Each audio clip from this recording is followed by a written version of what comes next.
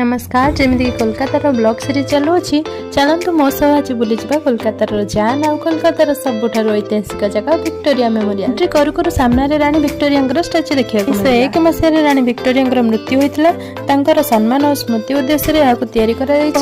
Building T बनवा 15 वर्ष लगी जाता उभय ब्रिटिश और मुगल वास्तुकलार मिश्रण में आर्किटेक्चर निर्मित होती हॉल भीतर दृश्य देखा ब्रिटिश शासन समय 1772 रु 1911 मसीह से कोलकाता भारतर राजधानी थिला आउ ए म्यूजियम रे ब्रिटिश माने यूज करथुवा जिनिस पत्र साइती करी रखा है ता मध्य रे तोप जहाज बंदूक और विभिन्न प्रकार अस्त्र शस्त्र ता सहित बहुत सारा ऐतिहासिक पिक्चर मध्य एठारे साइती करी रखा जाइछि। सेंट्रल हॉल खूबसूरत नजारा मु बहुत एंजॉय कली जहां को उद्देश्य रे एते बड़ पैलेस से केबे भी इंडिया आसी नांती जानी भारी दुख लागला आगे हां सप्ताह सबुदिन 10 टा रु 6 टा जाय खुला रहे किंतु विक्टोरिया मेमोरियल हॉल प्रति सोमवार और नेशनल हॉलिडेज रे बंद रहे।